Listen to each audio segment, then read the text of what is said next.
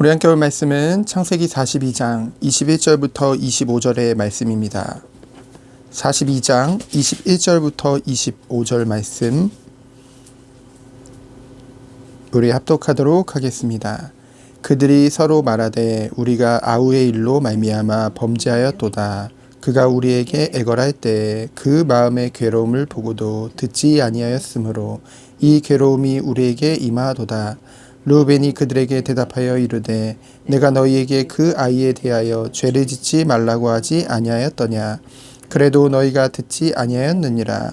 그러므로 그의 핏값을 치르게 되었도다 하니 그들 사이에 통역을 세웠으므로 그들은 요셉이 듣는 줄을 알지 못하였더라. 요셉이 그들을 떠나가서 울고 다시 돌아와서 그들과 말하다가 그들 중에서 시므온을 끌어내어 그들의 눈앞에서 결박하고 명하여 곡물을 그 그릇에 채우게 하고 각 사람의 돈을 그의 자루에 도로 넣게 하고 또 그의 양식을 그들에게 주게 하니 그대로 행하였더라. 아멘. 오늘 본문 말씀을 통해서 변화되어진 형들의 모습과 그것을 보며 감정을 주체할 수 없어 울고서 다시 돌아오는 요셉의 모습을 보게 되어집니다. 과거 형들을 보면은요, 눈에 보이는 것들에 굉장히 영향을 받았죠. 특별히 아버지의 그 요셉을 향한 편애와 그리고 요셉의 행실에 그 미움을 느꼈거든요. 자신들의 잘못을 고자질한다는가. 어찌 보면은 요셉은 하나님 앞에 바르게 행한 거죠. 정직을 행한 겁니다. 도리어 눈에 보이지 않는 곳에서 잘못을 저질렀던 형들이 문제죠. 하지만 형들은 그러한 것을 뉘우치는 것보다는 도리어 그것을 일러 바친 요셉을 더욱 미워하게 되어지죠. 더 나아가 요셉이 꾸게 된 꿈을 듣고 그 모든 것을 가지고 오히려 더 요셉을 미워하게 되어집니다.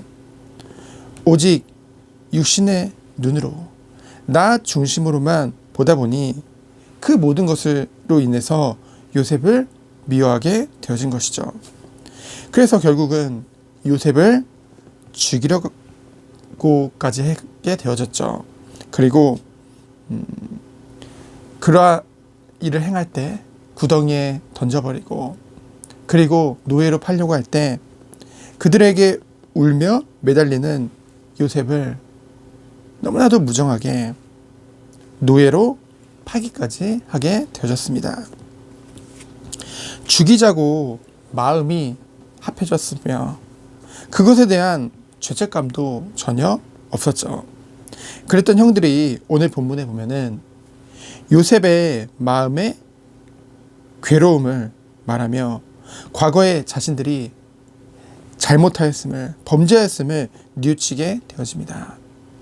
그리고 장자 르우벤 또한 우리가 무엇을 잘못했는지에 대해서 정확하게 말을 하게 되어지며 그거로 인해 우리가 지금 벌을 받게 되어졌다. 그렇게 말하게 되어지죠.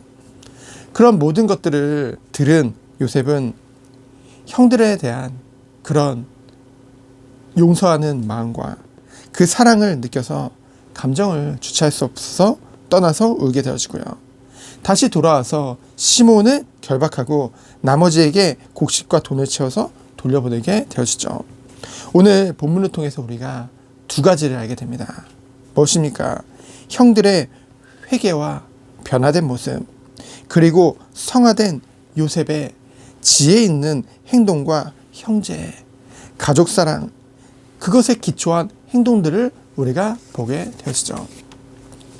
우리가 세상에 살다 보면은 우리가 어떻게 정말 언약을 가진 자로서, 복음을 가진 자로서, 하나님의 사랑을 받은 자로서 어떻게 행동해야 되나, 그것에 대한 어려움을 느낄 때가 있거든요.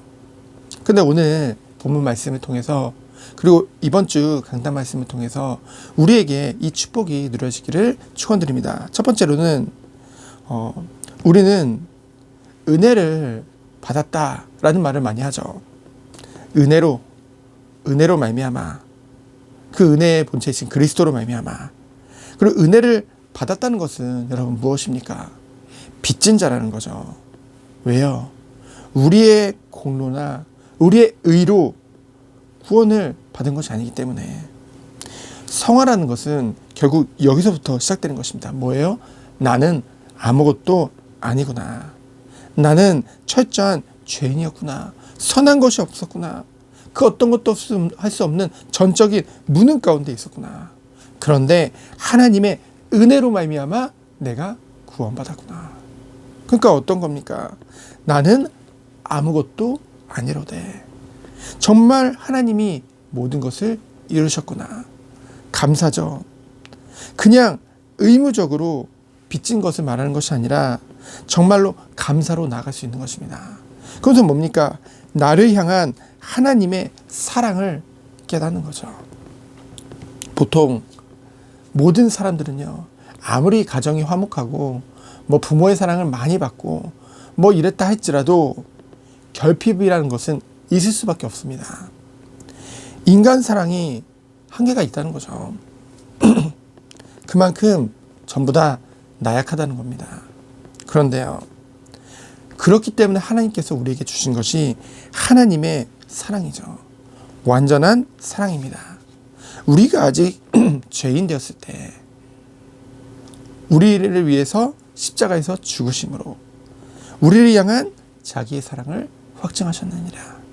하나님이 세상을 이처럼 사랑하사 그 큰 사랑, 그 공평한 사랑, 영원한 사랑을 하나님이 우리에게 주신 것이죠. 죽기까지 사랑하셨잖아요. 그래서요, 정말 우리가 하나님 앞에 서면요, 정말로 하나님의 은혜를 받았고 하나님의 은혜 안에 내가 있다고 한다면은 우리는 불공정하다, 불공평하다, 그게 아니라 형들이 처음에 그랬잖아요. 정말 하나님 사랑 앞에 서면은 우리는 이렇게 고백할 수밖에 없어요. 아, 내가 정말로 공평하신 그 사랑, 영원한 사랑, 끝없는 사랑, 그 큰 사랑 안에 내가 있구나. 그것에 대해서 감사할 수밖에 없죠. 그러면은 결과적으로 오는 것이 무엇입니까? 그 은혜, 그 사랑으로 말미암아 다른 영혼을 보고 그 영혼을 마음에 담고 사랑할 수 있는 것입니다. 그럼 우리에게 오는 것은 무엇입니까? 모든 것을 이해하고 초월할 수 있죠. 더 나아가서 그들을 섬길 수 있는 것입니다. 그것이 진짜 복음의 능력이요, 힘인 거예요. 세계복음화 한다고 하는데 정말 내 곁에 있는 그 한 사람 정말 하나님의 사랑으로 사랑할 수 없다고 한다면 그것은 힘이 없는 거죠. 정말 오늘 우리가 이 은혜 속에 들어가기 원합니다. 말로만 말하는 것이 아니라 개인 경건에만 머무는 것이 아니라 정말로 하나님이 말씀하신, 예수님이 말씀하신 너희는 세상의 빛이요 소금이라. 그 은혜와 그 능력이 우리의 삶 가운데 오늘 가는 현장에 나타나기를 축원드립니다. 내 능력이 아니에요. 정말 하나님이 주시는 은혜와 사랑으로 말미암아. 오늘 특별히 수요예배 있습니다. 오늘도 예배를 통해 오직 하나님께만 영광 돌리며 하나님이 원하시는 은혜와 축복 속에 들어가는 모든 성도님들 되어지기를 예수 그리스도 이름으로 축원드립니다. 시간 기도합니다. 하나님 감사합니다. 하나님이 주시는 은혜와 사랑을 가지고 오늘 하루도 승리할 수밖에 없는 축복 누리도록 주께서 은혜 내려 주옵소서. 살아계신 예수 그리스도 이름으로 기도합니다. 아멘.